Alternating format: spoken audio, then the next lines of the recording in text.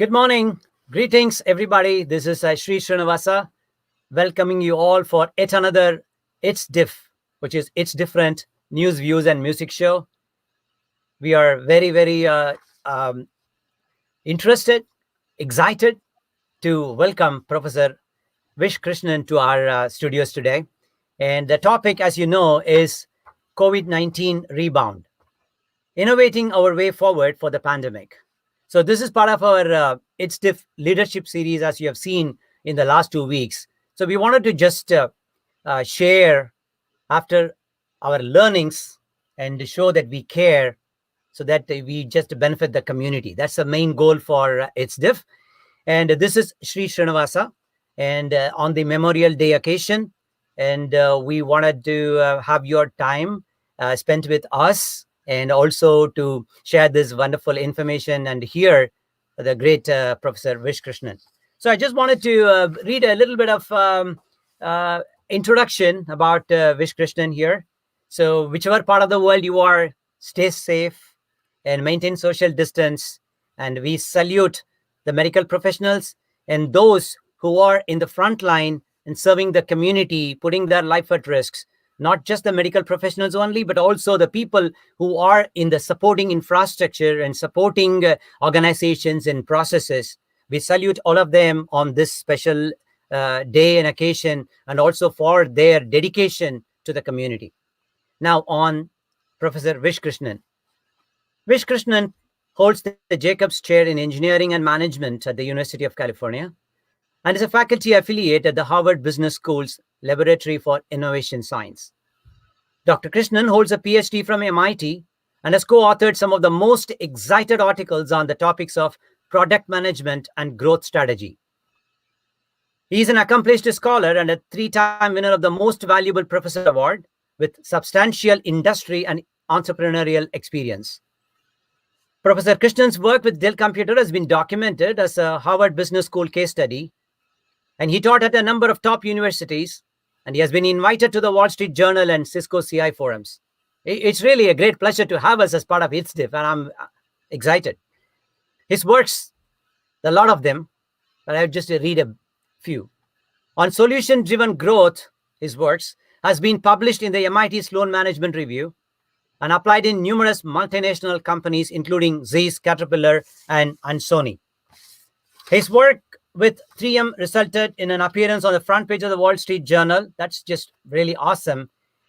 He works with the senior leadership and management development programs at major Fortune 100 companies.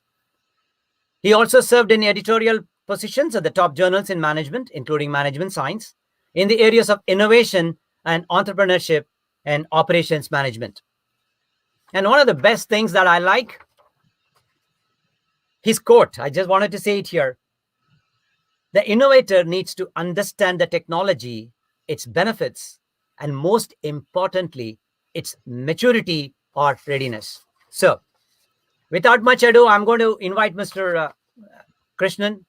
I would say Professor Krishnan here, right? In all my excitement, yeah, I might just get a mix and match here.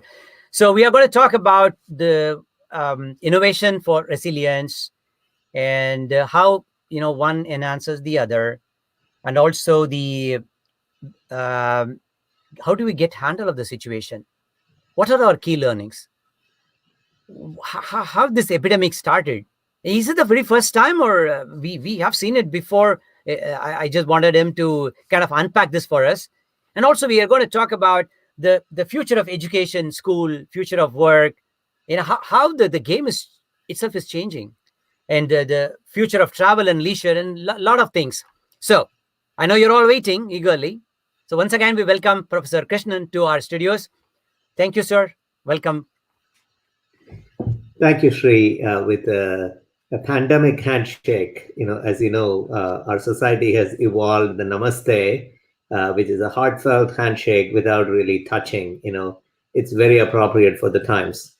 So yeah, it's a joy to join this program on the morning of Memorial Day here in California. Very beautiful, pleasant day. And Memorial Day obviously is something that we have celebrated here in the United States to honor the contributions of our military service people who have kept the country safe. But as you pointed out, today it's not just military folks, it's also the healthcare frontline personnel, the doctors and nurses who are keeping us safe. So we want to honor them as well. So it's certainly a very critical point in time in our lifetimes, because we were all lucky to be born in an era which was relatively peaceful after World War II. We haven't seen a world war. We haven't even seen a pandemic yet, right? Uh, I mean, if you think about it, 3 months back, at the beginning of the new year, a few months back, who would have thought that we would be spending this year distancing ourselves and not even going to work in many cases and not traveling much at all and really sheltering at place at homes? It's a total surprise, right? So such is the course of events. It's very hard to predict the future. And I mean, there's an adage that says that people who have knowledge don't predict, and people who predict don't have knowledge. So obviously we should be humble about trying to make any predictions, and we should not be making predictions, but we can certainly have an informal dialogue about various scenarios that might materialize. But first, you asked me to place this pandemic in historical context. Obviously, most of us who were born after 1918, which is probably 99% of us, right? Unless you are over 100, 102 years old, you might not have experienced a pandemic in our lifetime, right? A pandemic is a global epidemic. We've had epidemics of like the SARS virus and so on 20 years ago, but a global pandemic is happening after 100 years old, 100 years.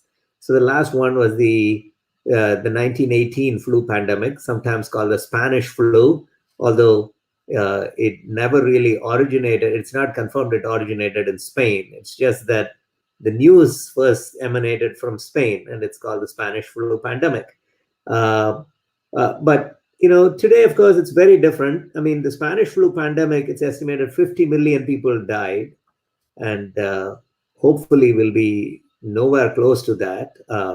We'll be no more than a few million this time, less than 5 million. And so that speaks to the progress that humanity has made over the last 100 years, right? If you go back in history in 1918, when that last pandemic hit us, we did not even know what is the cause. We did not know much about viruses at that point in time. Okay, the whole history, the science of virology had just started at that point in time. The flu virus had not been characterized at all. It took actually 10 to 15 years after the last flu pandemic for the flu to be even characterized. Today, of course, in 2020, within a few weeks after the virus hits, we have a complete, gene sequence of the virus. The field of virology has advanced materially, and vaccines are all the story. And we have multiple shots at the goal to attack this vaccine.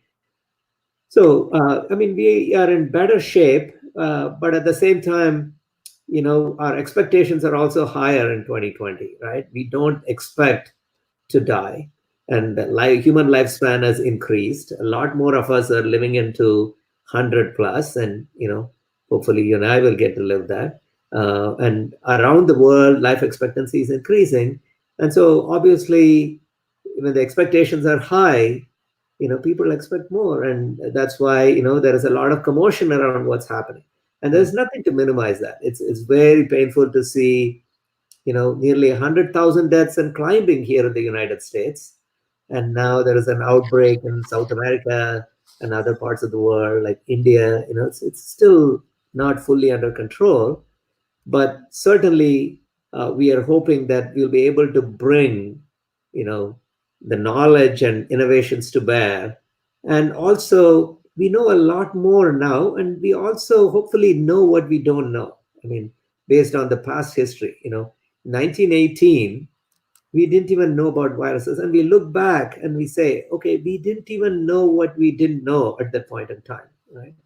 And hopefully from that lesson, we became humbler and we know what we don't know. For example, with this virus, we don't know what causes its infectiousness. There is some data that suggests that, people who test positive may not always be infectious, and, many of them are asymptomatic. They don't even show symptoms.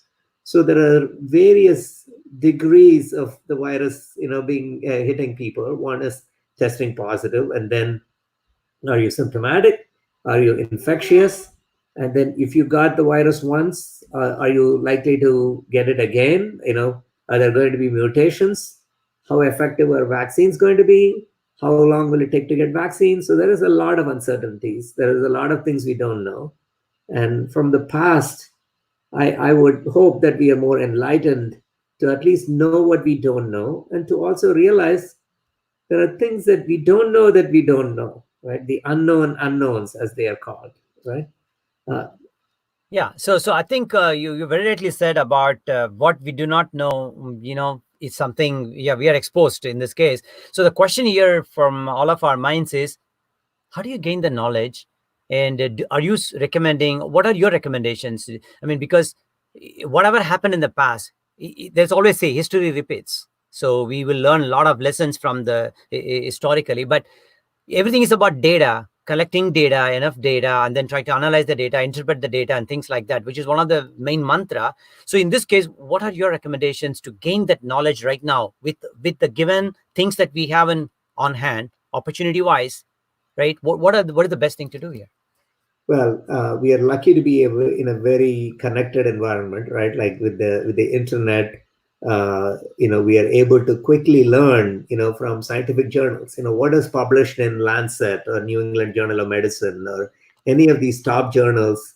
They are nice enough to put it out, and we can go and look at what mutations are happening, and what are the most recent findings in there. Like, over the weekend, I was reading this paper about new developments in Singapore, where they are learning that people who are testing positive, maybe after 10 or 12 days, they are not so infectious anymore. So they are Hmm. not such a big threat.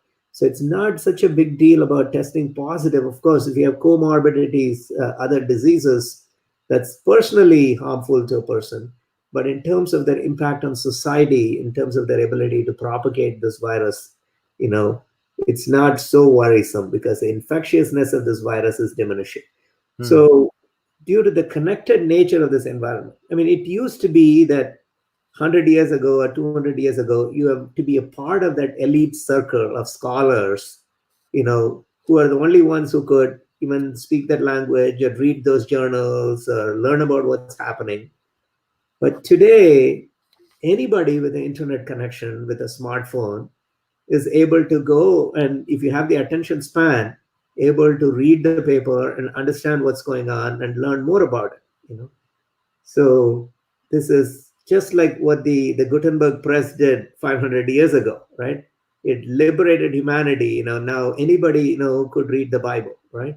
500 years ago, it's you don't need just the priest class to read the Bible, right? Just like that, you don't need the scholars or the professors to set up a class and teach you. Anybody with an internet connection is able to go and learn, Hmm. and you can learn to as much depth as you want. And of course the biggest constraint is time, right? And there's not enough time to learn about all of that. Yeah, I know you mentioned in one of your famous quotes, the priorities and skills needed for invention and innovation are quite different. So the question is, where do we prioritize, or what to prioritize? Yeah, obviously prioritization is important. That's a big lesson we learned, right? Because before the pandemic hit, we all got a little carried away, with entertainment, and we were building Instagram pages and tweets and social networks and so on, and we were measuring things like how many likes we were getting. Hmm. So the priorities were on measuring things that were not, in hindsight, as important, right? So what really matters was not being measured, and what was being measured apparently doesn't matter that much, right? So there is a little bit of a mismatch. And one of the lessons this pandemic has taught us is to return us back to our priorities, what is really important. Hmm. Because life is unpredictable and life could be short. I mean, we all thought maybe we had a lifespan of 80 plus, 90 plus, 100 plus years. But who knows? I mean, so there are some really healthy people who are falling sick abruptly and dying. So we need to make sure that we have our priorities straight and first things first and so on. So that is absolutely important. But at the same time, it's not just about knowledge, it's also about the ability to act on it, right? So that is really the other point that you're talking about, which is innovation, which is an area of inquiry for me in my research that we've been studying, that there is a role for innovation. One of the reasons why we are at the stage that we are today, that the society is a lot more advanced, and we have techniques like gene editing that promise complete cure for some diseases that are previously considered incurable, and things like stem cells could rejuvenate, could regenerate cells, and could make us feel young. It's like going back in time. The movie Benjamin Button, that we all remember, could actually be reality, right? That with rejuvenation, regeneration, stem cells, we could actually go back in time.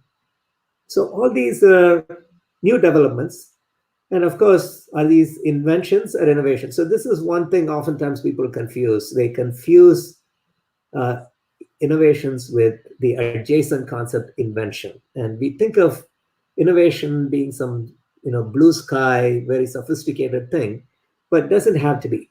Invention is a scientific or technological breakthrough. It's a new to the world concept that was not there before. Uh, but innovation is actually a very practical, very pragmatic thing that solves a real world problem. And it can be a very simple way. Sometimes it can apply a sophisticated technological breakthrough, but it could be something very simple. I mean, so let me give an example. Over the weekend, I came across this. It was shared by a friend in one of our networks. So, of course, around the world, we are all, distancing ourselves and locking down and so on. And, in some countries more strictly than others. And Mhm. that India has been fairly strict for many weeks. The country has been in a severe lockdown enforced by the government. And so that has contained the pandemic somewhat. I mean, given the density of population there, if this distancing was not there, it could have been a lot worse. I mean, Yes. even now it's worrisome. But a consequence of this is a big slowdown in social activity, economic activity, and unfortunately, a lot of service professionals have lost their jobs, have lost their livelihood. It's a very sorry situation. And of course, one area is that the Indian weddings, right? The Indian weddings are a great generator of economic activity, right? People have elaborate weddings, and they might spend hundreds of thousands of dollars, several lakh rupees to do weddings. And over the last few weeks, these wedding activities have come to a halt, and many of these weddings have become, I mean, if at all they are held much simpler. And some would argue that that's the way it should be done, some progressive people. But of course, many people do it for social reasons. It's a way for friends and family to come together in a wedding.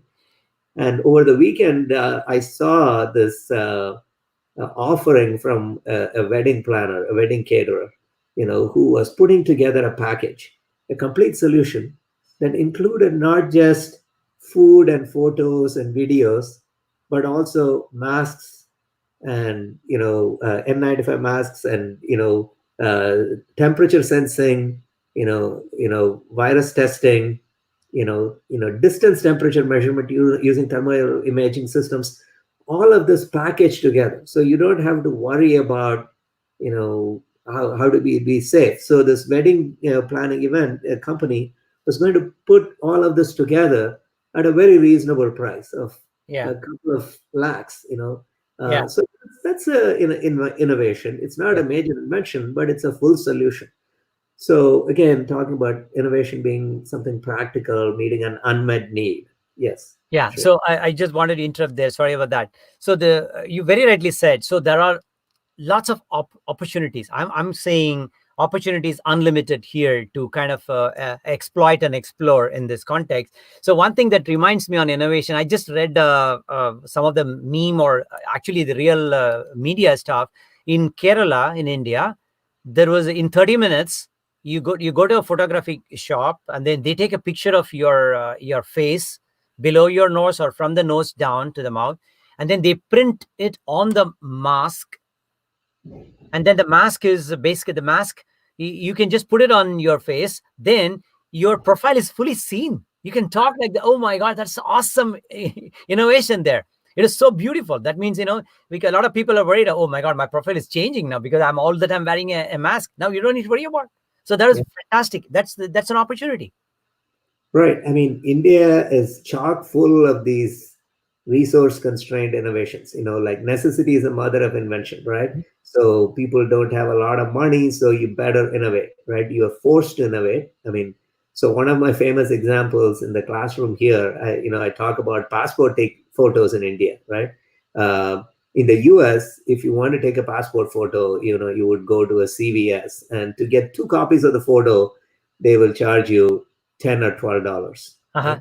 And you might go to a Costco, and even there you pay $5 or $6.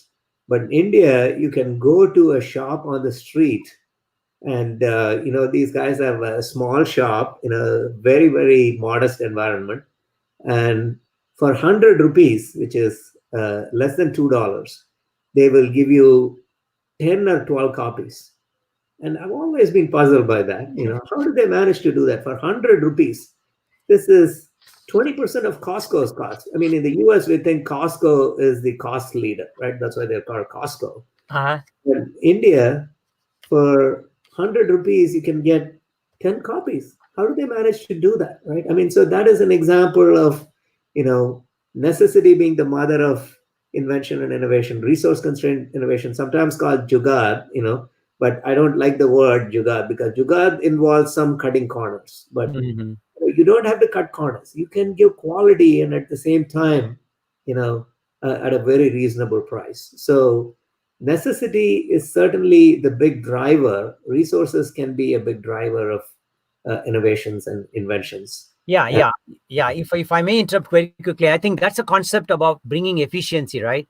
The same customers who have supported you because your quality is great and everything for so many years, and now you are being disrupted by somebody newcomer who is able to do the same thing in lesser cost, same or more better quality, for example, and cheaper, and make it affordable for you. So pretty much you lose your business to those kind of a disruptive technology or innovation. So back to what you just said. Thank you, sir. Thank you. Yeah, you remind me about, a research topic that we have been studying and writing about the last few years, what we call inclusive innovation. Inclusive innovation is bringing the power of innovation to the mass market. Historically, if you look at the medical field in the US, of course, the US healthcare is considered to be one of the most advanced, but it's also one of the most expensive in the world, right? And we all hear about news of people going bankrupt, when they have a medical episode, because it's just so expensive. And so what happened over the 20th century was that most of the inventions and innovations, they did come up with new technology, from CT scanners to MRIs to all kinds of new stem cell therapies and gene sequencing and so on. But it also made, the practice really expensive, right? But now we start to realize that this is a big weakness, and it also became somewhat slow, as we are seeing today, with the vaccines. It does take time, but we'll come to that.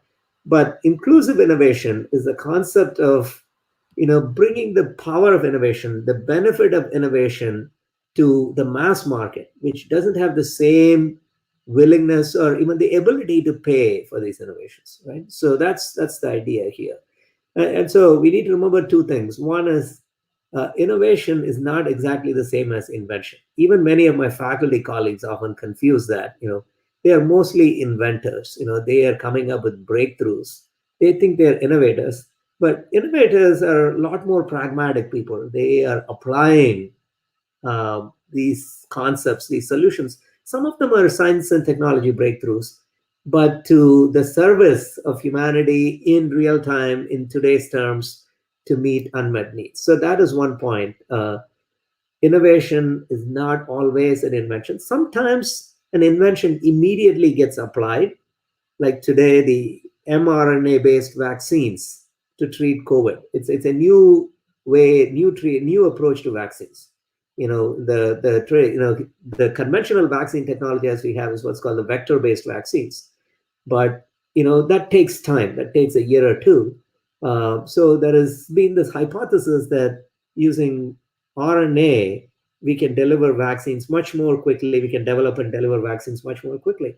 And that is being tested as we speak. So here's an example of an invention immediately being translated to innovation. And if it does happen, I mean, it remains to be seen whether it'll happen. We'll know in 6 to 12 months whether that happens. So there are times, like in the case of a major crisis, in the case of a world war, when an invention immediately becomes innovation.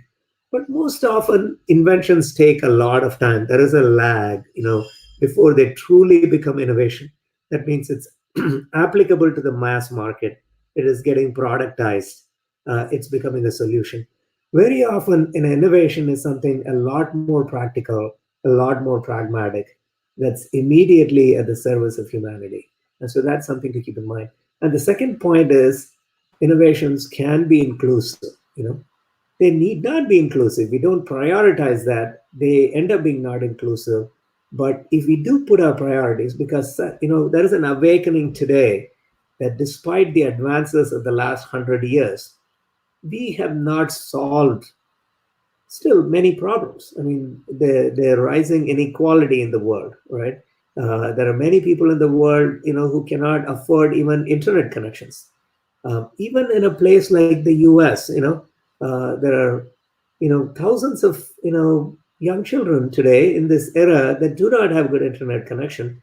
And we do have a number of, places in India, remote corners of India that do not have internet connection. And in these days of distancing, when schools have been shut down, they have been left without education.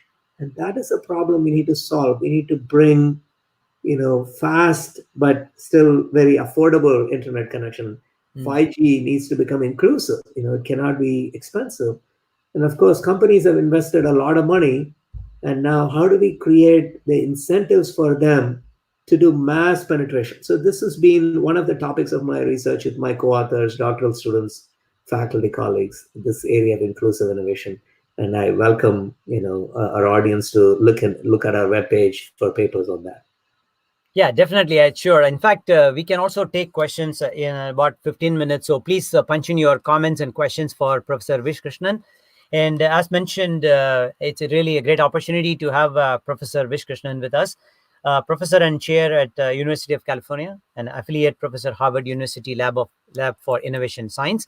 And this is an Itsdiff presentation. My name is Sri Srinivasa. And if you wanted to check out our previous programs also, please feel free to connect with us on Itsdiff Facebook page. And also, while you are here listening to this, please do subscribe to our channel, because this is being as part of a leadership series. We would like to do more, and let us know what kind of topics that we would like to hear.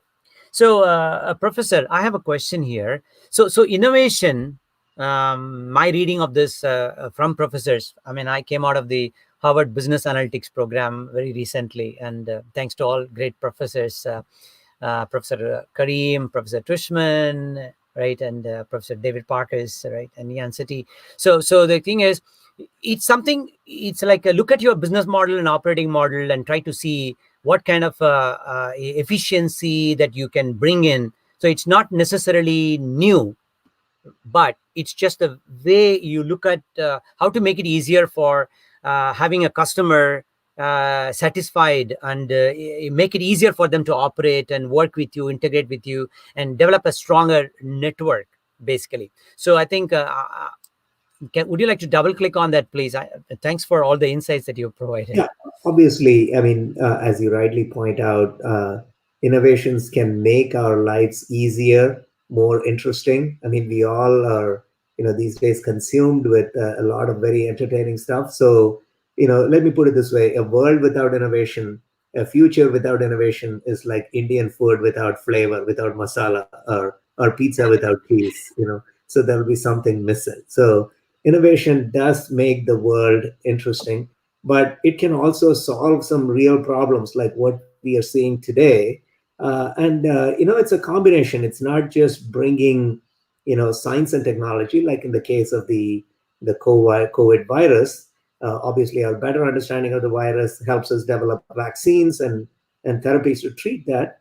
But it's also business processes or operating processes, things like distancing and the way we practice services, like education, for example. Mm-hmm. So, you look at my field, and this is actually my peak teaching period. So, for the last 2 months, I had to, interact with a lot of students. But this is also the time when we went completely, online, right? I mean, so here we were in California in very nice classrooms in a beautiful building where students come together in a group and we have very interactive discussions.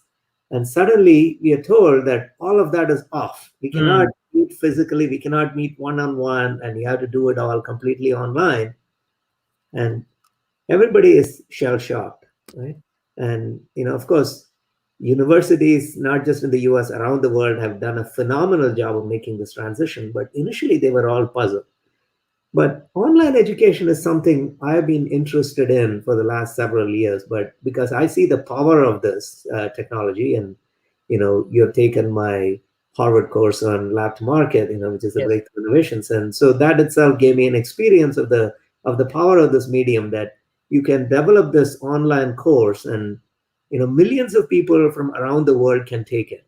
I wake up in the morning, I get an email from somebody in Brazil or somebody in India. I'm a high school student and I took your class and it was really interesting. And that is a good start for my day. Let me put it that way. It's what better start than somebody appreciating what you did. Yeah. Yeah, So, yeah, no. I was saying from a customer standpoint, yeah, I took that course, the entrepreneurship from idea to market. The way it was structured, I don't mind saying that here loud, that it was so beautiful that you paved way for the discussion, online discussion, where we can get to meet people all over the globe. And the audio AVs are pretty neat and short and sweet, so it can register in the mind beautiful quotes and case studies. It's an enrichment. So you're right. It's like a limitless. You can just go to any extent here, and made it easier for customer, I mean end user, to interact and gain the knowledge. So you're right. Thank you so much, Professor, for doing that with Professor Karim and team. yeah, thanks for your kind comments. I mean, it was our first experiment, so we were approaching it very cautiously. And we were lucky to have a great, talented team of, the production crew from Harvard University that produced it, and a great set of colleagues, staff who supported it. But certainly, I think, this is an area, education, we are learning how to use this technology better. I mean, actually, one of the silver linings associated with this virus, I mean, there are a lot of silver linings associated with it. Obviously, we'd rather have not had it, but it forced us to do some things differently. And education is one thing. We all always knew this online technology had this potential, but it forced us to really try it, vigorously. And what we've learned is that, I mean, it has a lot of potential. And obviously, the technology needs to mature. I mean, just like any technology, it's like a baby. It's crawling out of the crib, and it's very interesting, but it also has its glitches. I mean, just like think about the first cars or first planes. It has limitations, but the future is really bright. And the same is true with this technology, that without having to go very far distances, without having to get caught in traffic jams or driving round and round for parking, as many of the students here in the US universities have to deal with. If you're a working professional studying in a university, one of your biggest nightmares is parking, finding a parking spot, because it's so much at a premium in many of these cities here in the US. And of course, if you're in countries like India, getting to a school or college is a 1 or 2 hour commute. And suddenly you can get the college on your smartphone or on your laptop, And so that is really interesting, right? So you have all this presentation in front of you, and it's also available on demand. Even if you are to miss it, you can take it on later. And so that is really great about this technology. Sure. But underlying this, what has happened is that there was a traditional trade-off between, the richness of the interaction and the distance. If you want to have a really rich interaction, like for example, if I want to shake your hand, or if we want to give each other a hug, that obviously you're not supposed to do in this distancing era.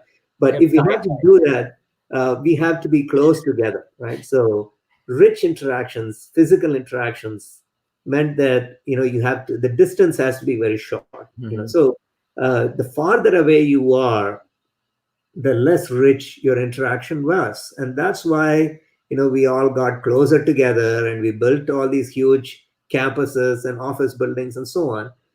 But what this technology is allowing us to do, and what we are learning, is that you don't have to be that close to have a really rich interaction. Like what we are seeing right now. I mean, I'm having a great time having this dialogue with you, Sri, and we are separated in distance about 500 miles, 800 kilometers away from each other. Although we are both in the state of California. California is a very large state. You're in Northern California, and I'm here in Southern California on the near the Pacific Ocean. And so we are far away, but we still are having a very rich interaction. So that is one major lesson learned, that, and of course it requires changing human behavior. We were all trained to think that if we really need to have a rich interaction, we have to get very close together. But the last couple of months have taught us that that need not be the case. The technology really allows us to have a very rich interaction.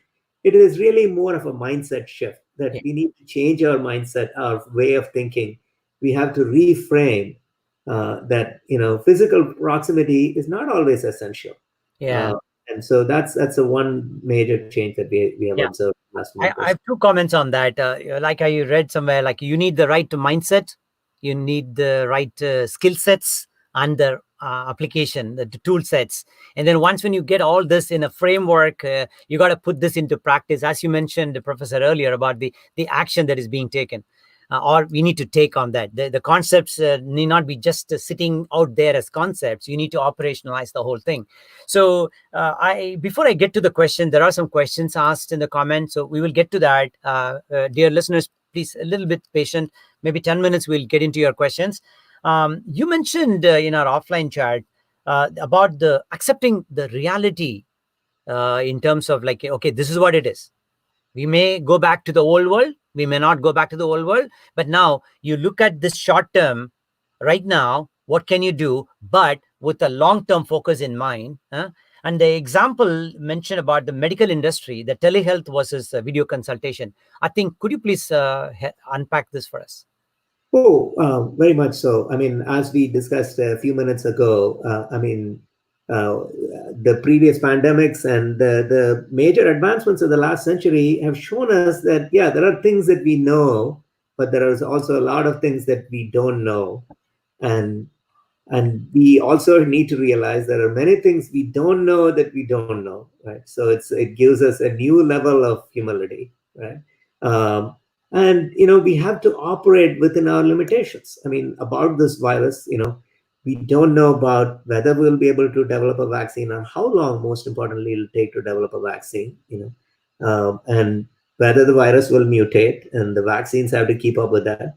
Will we be able to develop what are called platform vaccines, where the vaccine can be tailored and customized to the mutations of the virus, right? I mean, this virus, the COVID virus, right now there are a few mutations that are prominent, but viruses tend to mutate. They tend to adapt.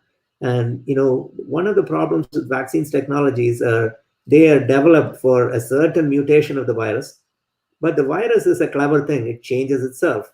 And, and if we can develop vaccines that can also change themselves on the fly, that can tailor themselves, so these are what we are beginning to call the scientific community platform vaccines, meaning vaccines that can morph themselves over time.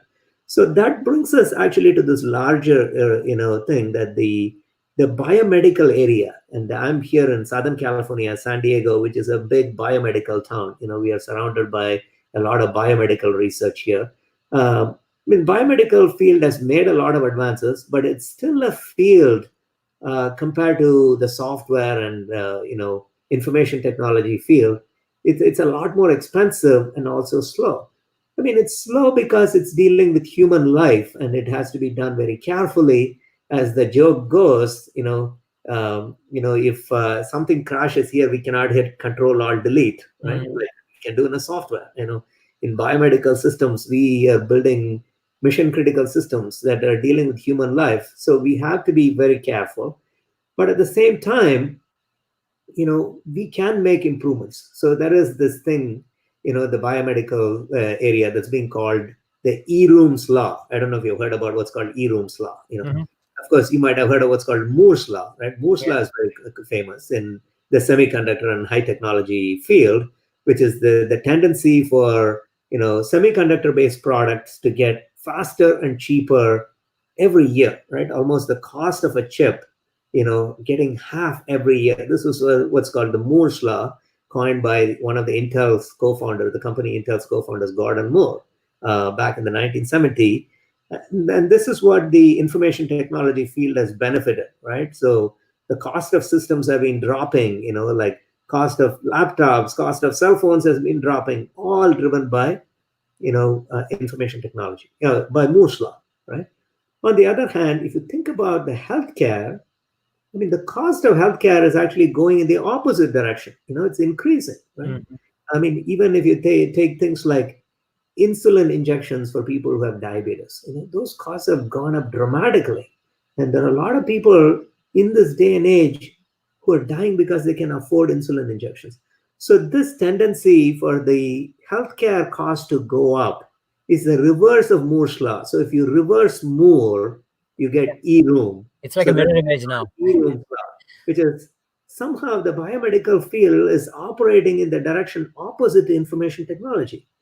So that's strange. And so E-Room's law is a tongue-in-cheek expression. It was written up in a paper about 10 years ago, and slowly the word is getting out that the biomedical field is still, it needs a lot of improvement in terms of bringing the power of information technology, digital technology. And so that is a major innovation we'll start to see, as we move forward. And we are already seeing this, the vaccine development this year has been much faster. It used to take 2 years to develop a vaccine. And this year we are moving into the phase 1 trial. We crossed the phase 1 trial of some vaccines within a few weeks. That is pretty dramatic. And there is a lot of what we call concurrent development. And it used to be that phase 1 had to be fully completed and approved by the regulators like FDA before phase 2 starts. But now people are doing phase 2 concurrently with phase 1, and that is speeding up, the biomedical development. So we could benefit a lot from information technology, despite all the jokes trivializing the field of information technology and Silicon Valley. There are a lot of things we can learn from Silicon Valley for sure. Yeah. So basically, back to the video consultation and telehealth, I think maybe conceptually, if everybody they gets to the doctor only as absolutely necessary, then the cost can come down because you'll be able to focus only on emergency and situations that really warrants physical interaction there, right? Absolutely. So the telehealth is a great example of many of the things that we have been talking about, right? The richness of interaction can happen even at a distance, that you don't have to drive all the way to a doctor's office and then wait in line with other patients who might be sick to see a doctor. Now with the power of the technology, in fact, the smartphone camera is so good that you can put the camera on your ears and the doctors can see your ear. In fact, I have some colleagues who are advanced doctors. They say they can actually see your ears better with a smartphone camera than with their medical cameras, right? And so they can diagnose what's happening in a distance. They can prescribe. And so one of the major developments, and we have seen this in our hospital, we look at a period in March, how many patients were seen in telehealth, right? Around March 3rd or 4th, we were seeing less than 10% of people on telehealth, in our major medical health system. And every day it started going up. And by mid-March, end of March, a significant portion of patients were now starting to be seeing telehealth, right? And obviously it helped that the payers, the insurance companies and Medicare, Medicaid would also reimburse for telehealth. So the medical community had a tailwind to see patients through telehealth, right? But telehealth is a great example of all these things. First of all, the digital technology and healthcare coming together, and this ability for innovation to be very pragmatic. It has to be, very simple and very applicable, solving today's unmet needs, and that we are seeing right in front of our eyes. Yeah. Thank you. Same Thanks so with much. education, and it's going to lower the cost of practice, hopefully. And hopefully the same will happen to education, where we have, trillions of dollars of student debt and 4-year graduation rates in many colleges at 40% or below. 40% of students who enter college today graduate in 4 years. And even after 6 years, only 50 to 60% of them graduate. And that is not an acceptable outcome. And hopefully, with this technology, we'll be able to improve those metrics and really help those people complete their degrees. Yeah, like I just only one quick comment that I was going to say, that some of these phones, basically they had the feature, like, you can check your pressure, you can check your pulse, and the watches, they are all turning into a health device. So like what you said, yes, pretty much they might have to come with a better camera in this as an innovation to just to get you, hey, you know what, just put it into your ear, like your nose, and then we can help diagnose it. So pretty much. I mean, you are absolutely right. The wearables are going to take this to one new level altogether. Now we'll soon have a watch that will alert us. I mean, if there are symptoms of the virus, or if we are near somebody who's a carrier of a virus, or there is already watches that can measure temperature, and they can double as what's called a pulse oximeter. So these are sophisticated instruments that can now be included in a watch. Like AFib, atrial fibrillations can be measured by watches. So very advanced conditions can now be measured by wearables. And so that is another positive development that we are taking along with us, and it's going to help us in the coming years. Yeah, by the way, we won the patent, right? We are just giving out some ideas for people who are listening. So we'll co-patent this one, Professor. All right. So I think we have some questions. Do you mind taking questions right now? Oh, absolutely. No pleasure. Yeah. So I think partly you might have answered this. This is from Harish Subramani. How do you think research getting affected with more teleeducation? I'm sorry, research getting affected by? I'm putting it here on the bottom of more teleeducation. Okay. So that's a good point. Certainly, as I was mentioning a few minutes ago, I mean, research first requires understanding what is the state of the field. There is a great comment by Isaac Newton that we stand on the shoulder of giants, right? In fact, you might have heard that Isaac Newton came up with all his developments, calculus and some of the major developments during a major pandemic in the 16th, 17th century. So the pandemic was the stimulating, catalyzing event for all those innovations. And certainly, I see myself, this quarantine has given me a lot of quiet time and knockout papers, that would have taken me several more months, that I was able to knock out a few papers. But, so the question here is, research and teleeducation. And certainly teleeducation brings education to the masses, especially like, undergraduate education is a lot more enabled by teleeducation. More advanced graduate education and research, often required, close proximity. At least at this point in time, we are at this mindset that we need to be close together in order for creative ideas to blossom, for research to happen. But I think that is still a mental limitation. I mean, over time, we'll get used to this. Just like we got used to horses not driving around, the electric motor, internal combustion engine, a machine driving around. It took humans many decades to get used to that. 100 years ago, they used to call cars horseless carriages. They were still thinking in terms of horses, right?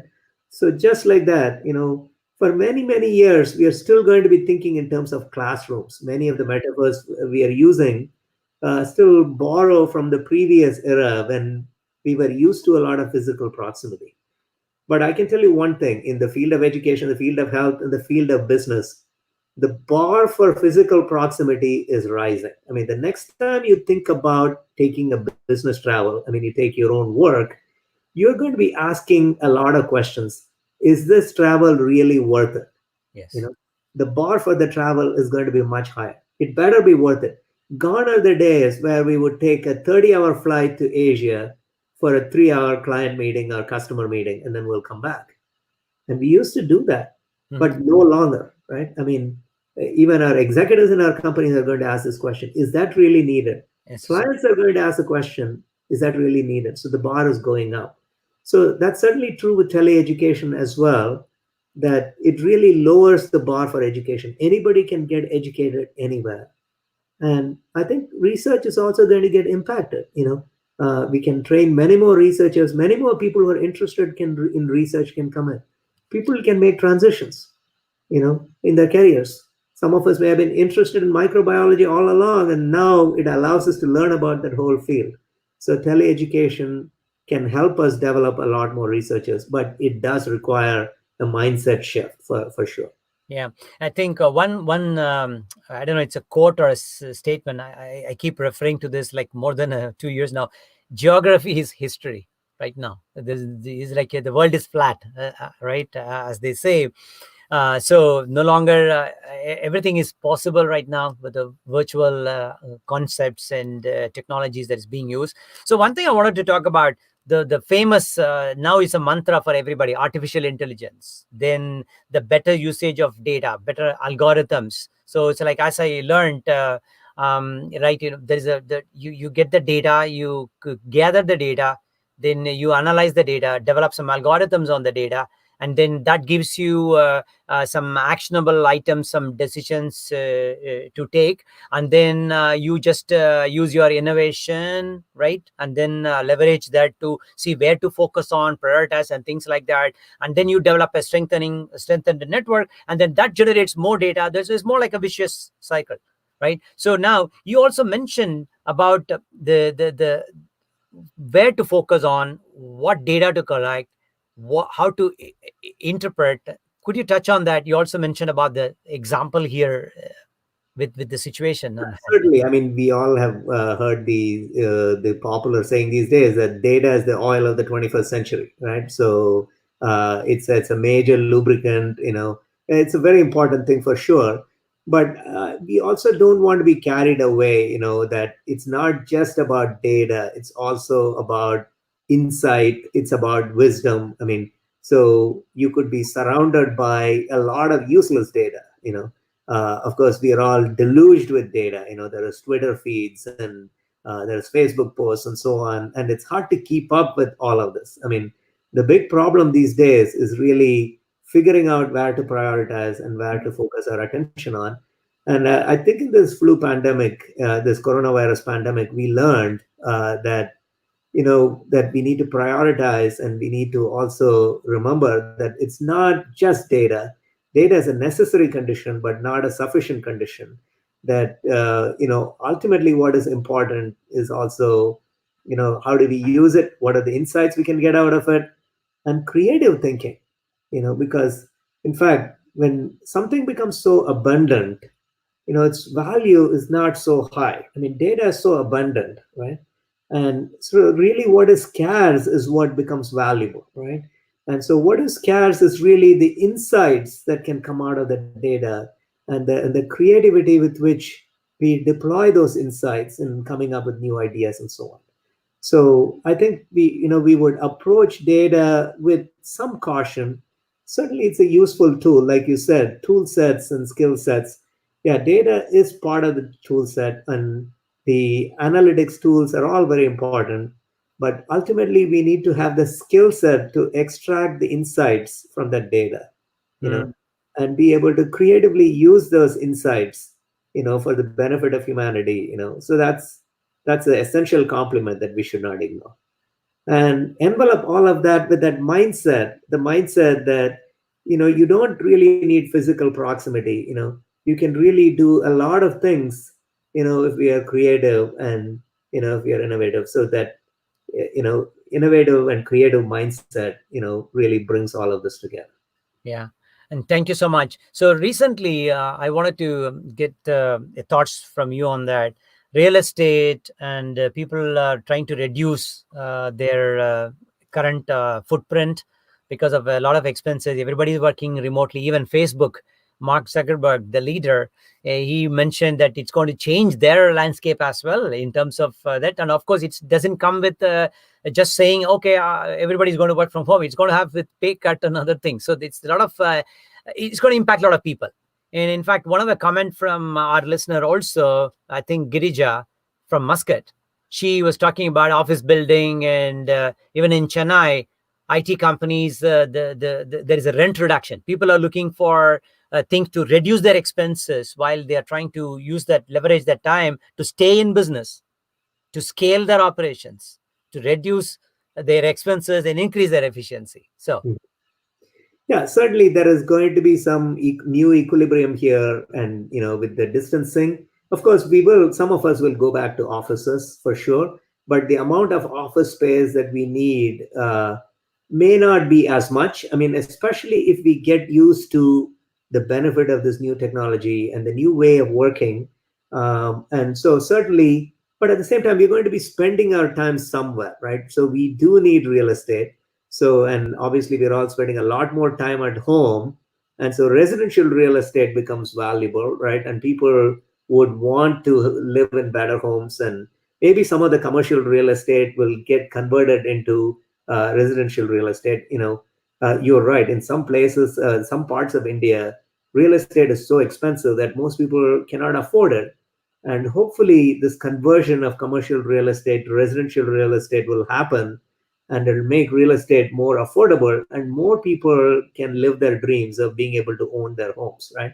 Why not everyone? Everybody should be able to, live their dreams, and if their dream is to own their place, they should be able to do that. And hopefully this will allow us to make it happen, because yeah, we don't need as many offices, and we can potentially start converting that space into residential real estate. And this is very nice space, and hopefully that's increased supply will lower the cost, and more people will get in, so it makes it more affordable and it's more inclusive. yeah. So, Professor, I was just thinking about Airbnb. Whatever happened, that's a debacle right now, right? Because of the not many people are renting those spaces, etc. And what happened to WeWork? WeWork is such a very good concept of you rent a space for your office meetings and things like that. I think there is an opportunity for them to explore at this time to change the way you look at things, to rent your room in your home, not for Airbnb, like for an office space for someone with a less expenses. Yeah, I think they just need a slight pivot, because yeah, we work at home, right? So we work should become we work at home. So it becomes home actually, because in places like New York City, real estate is really expensive, and we work as all this empty commercial real estate space. So they were built to house Yeah, startups, but these days most of the startups are built at home. So maybe it'll become the homes of entrepreneurs, right? So that's a pivot. And I think even Airbnb will adapt. It was a clever concept that emerged over the last decade. And certainly, we were all puzzled. It actually came out of one of the classes at MIT that I used to be a teaching assistant for, and was taught by my advisor. In fact, when the concept came out, people thought it would never take off, because in a country like America, where people are so privacy conscious, who would have thought people would let strangers into their homes? But kudos to the founders of that company. It's the Silicon Valley guts, I guess. They made it happen, right? They broke all the rules, and they changed the behavior of humans, that people would allow strangers to come in. Of course, the coronavirus is a big challenge there. But who knows? I mean, after 9/11, we all thought we won't fly, but flying came back. I mean, we took a lot of punishment in terms of security procedures and so exactly. on. But last I know, I flew on February 19th, on an international flight and domestic flight at the end of February. The flights are pretty full. I mean, think about on 9/11, if somebody, 9/11 2001, if anybody had told you that flights are going to be really full, you might have laughed it off. But we do come back. Humans have the ability to bounce back. We are adaptive, resilient creatures. Yeah. That's part of the topic here. And Yes. so certainly we'll adapt here. No, I think that's a good segue. Yeah.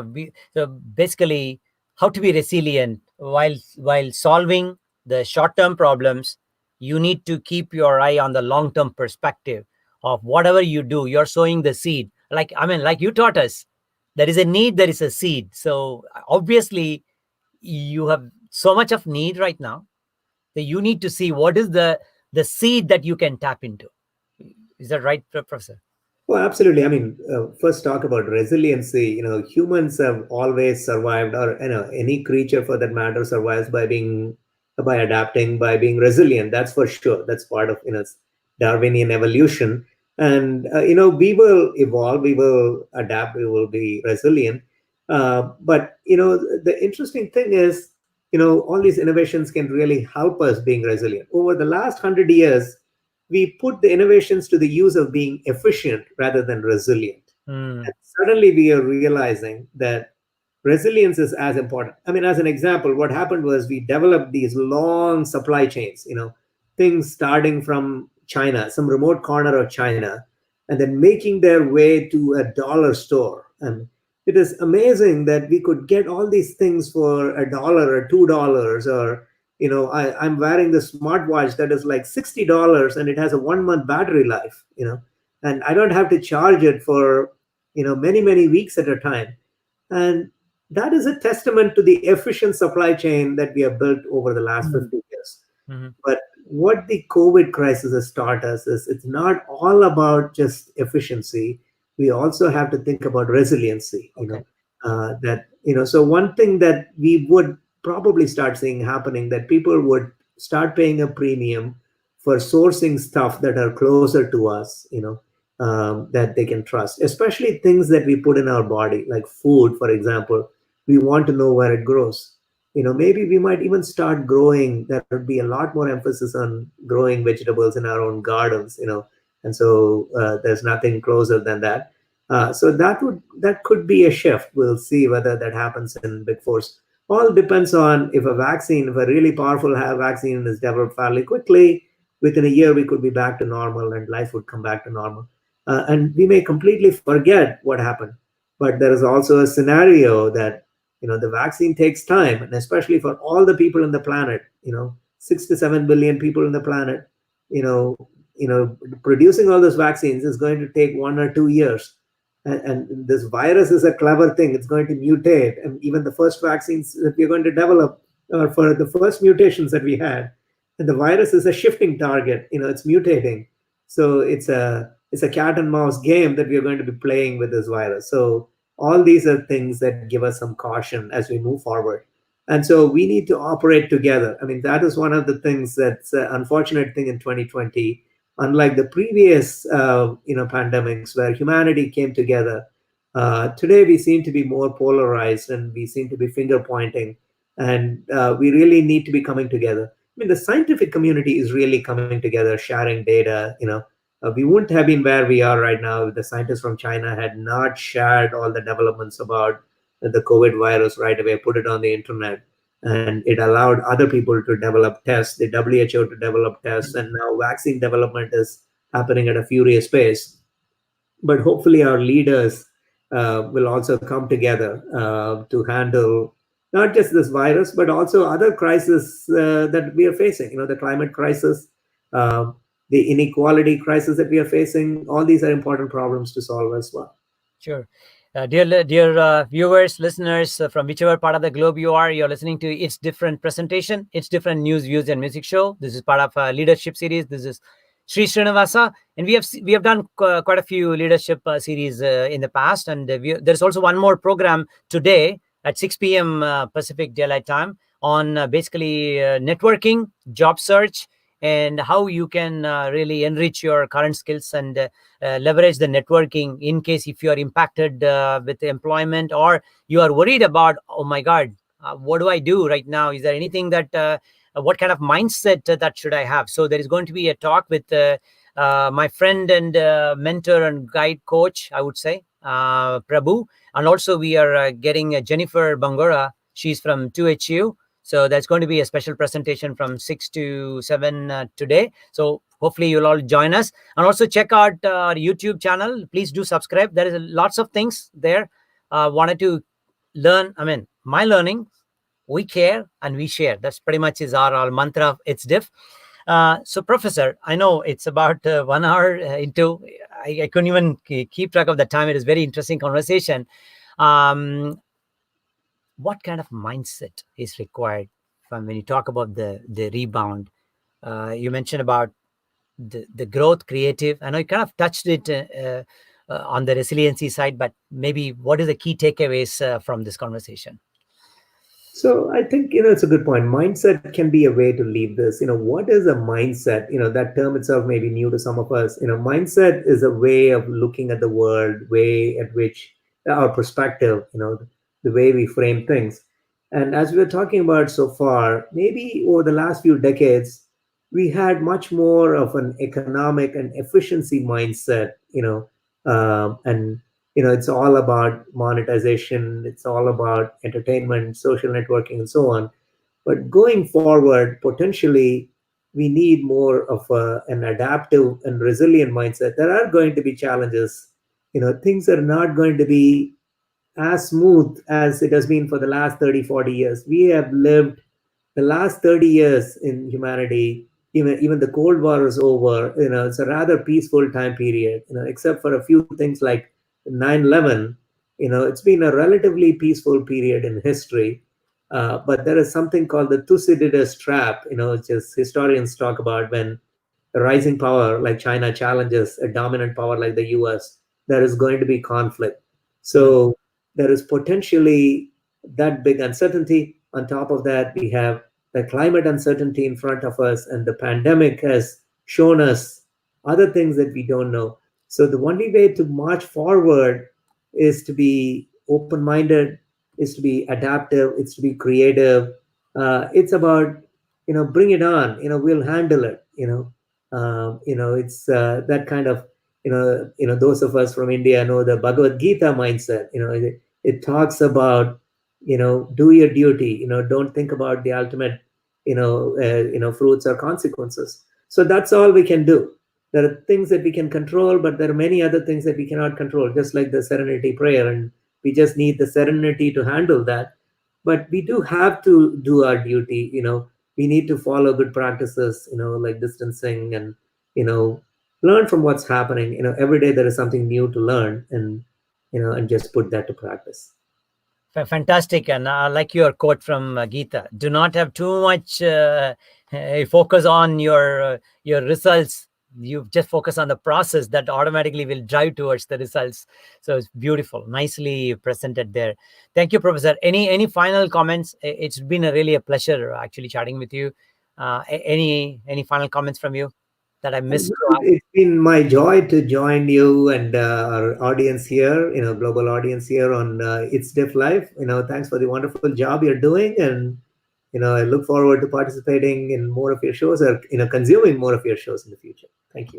Thank you very much. It'll be a great pleasure. And so, dear listeners, if you need to reach us, itsdiff@gmail.com, or our Facebook page or YouTube channel. Comment. If you have any topics of interest and speakers, please do reach out to us. It's been a pleasure, Professor Vish Krishnan, on a Memorial Day. And thank you for spending your valuable time with us. And dear listeners, thank you again for joining us live as well. And once when you are done with this, the archives of this program, the recorded version, will be on YouTube.